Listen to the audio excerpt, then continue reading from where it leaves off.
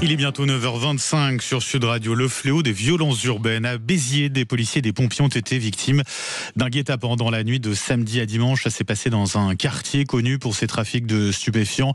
Bonjour Emmanuel Ménard. Bonjour. Un grand merci d'être avec nous ce matin sur Sud Radio. Vous êtes conseillère municipale à Béziers, ancienne députée de l'Hérault. Déjà, comment ça s'est passé la nuit dernière, Emmanuel Ménard? Ça a été un peu plus calme que la nuit précédente? Oui, beaucoup plus calme. Vous savez, en général, dès qu'on fait appel au CRS, ça calme les choses. Je suis navré de vous couper, Emmanuel Ménard, mais ça coupe un petit peu. La connexion n'est pas très bonne. Est-ce que vous pouvez peut-être vous décaler un tout petit peu plus, qu'on vous entende bien, Emmanuel Ménard? Alors, est-ce que là, vous m'entendez mieux? C'est parfait. Ne bougez plus. Voilà. Ouais. C'était plus calme cette nuit, ouais. Non, je disais oui, c'était beaucoup plus calme parce qu'on avait évidemment une compagnie de CRS qui était dans le quartier, et donc quand les CRS sont là, ça calme bien les choses. La CRS 81 en l'occurrence, est-ce qu'elle va rester d'ailleurs pour les prochaines nuits à Béziers?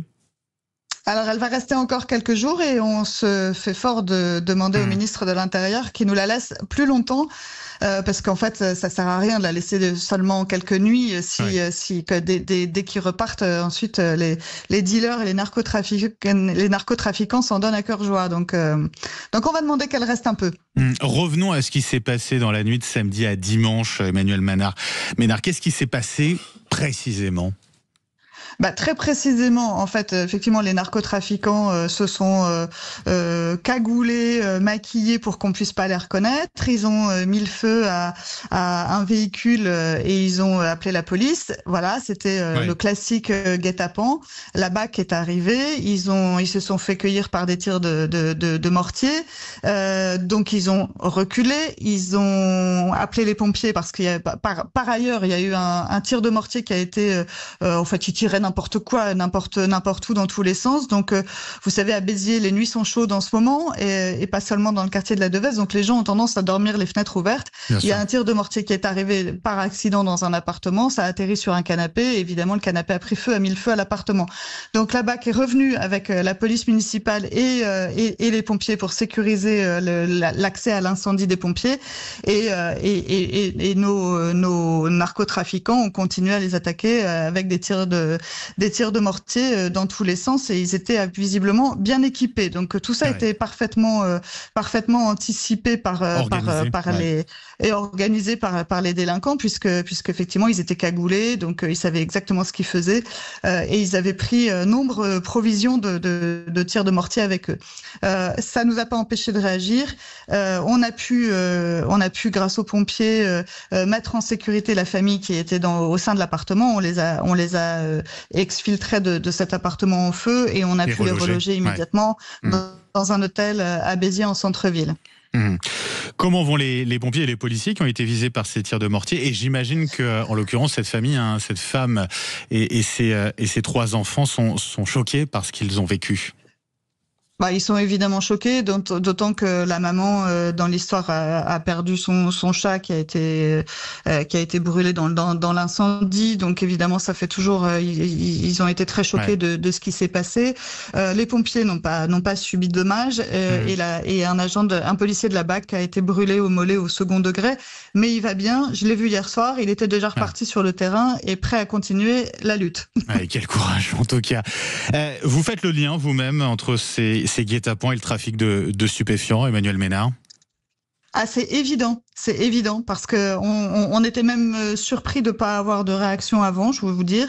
Ça fait des jours, voire des semaines qu'on est sur leur dos, qu'on procède à des arrestations. Samedi, la police municipale a arrêté une personne le matin, une autre personne l'après-midi, tous les deux en possession d'une belle quantité de marchandises, de cannabis ou de cocaïne. L'après-midi, celui qui a été arrêté, c'était un mineur de 15 ans. Donc, vous voyez, il n'y a pas d'âge pour trafiquer. La veille, le vendredi, la police nationale avait fait une grosse saisie dans un appartement nourrice. Et c'était le cas depuis des semaines. En fait, on les harcèle depuis des semaines. Et je pense que, on les gêne. Vraiment, on les gêne. J'ai un de vos confrères qui m'a dit être allé hier après-midi à la rencontre des habitants. Il est tombé sur des narcotrafiquants qui leur a dit, mais de toute façon, nous, on veut pas que la police municipale rentre ici parce qu'ils arrêtent pas de nous harceler et ça nous embête. Donc, on est chez nous, qui nous laisse tranquilles. Vous continuerez évidemment qu'on va continuer. On va continuer de les harceler, on va continuer en collaboration avec la police nationale et la police municipale. On met nos effectifs en commun, on ne cesse de travailler ensemble sur cette lutte contre les dealers et la ville de Béziers met en place une nouvelle brigade qui sera effective dès le mois de septembre avec 6 nouveaux agents qui ont été recrutés spécialement pour lutter contre le trafic de drogue et qui sera mise en place dès début septembre. Donc on baisse pas les bras, on continue. Mais on peut pas tout faire tout seul. Il faut que l'État, cette fois-ci, prenne aussi les choses à bras-le-corps. La loi contre les narcotrafiquants, très bien, va nous y aider, mais il faut qu'au niveau du Premier ministre, alors que ce soit François Bayrou ou Emmanuel Macron, il a pris des engagements pas plus tard encore que ce printemps quand mon mari Robert Ménard était face à lui dans l'émission sur TF1 pour créer de nouvelles places de prison, pour en louer à l'étranger si nécessaire. On ne sait pas où ça en est, ça n'avance pas. On a posé la question au ministre de la Justice. On aura la prison de haute sécurité tout de même qui ouvrira ses portes au 31 juillet. Ça va peut-être dans le bon sens. Mais ça va dans le bon sens, sauf que là, on parle des gros bonnets et nous, on veut aussi pouvoir mettre sous les verrous les petits trafiquants. C'est eux qui, au quotidien, pourrissent le quotidien des gens et pourrissent la vie des gens. Vous voyez cette famille bien sûr. qui a vu son appartement. Ça, Emmanuel Ménard, ça malheureusement coupé. Je ne vous entends plus. Est-ce que vous m'entendez à nouveau? Je vous entends à nouveau. Oui, effectivement. Je disais que les petits trafiquants, c'est eux qui pourrissent la vie des gens au quotidien.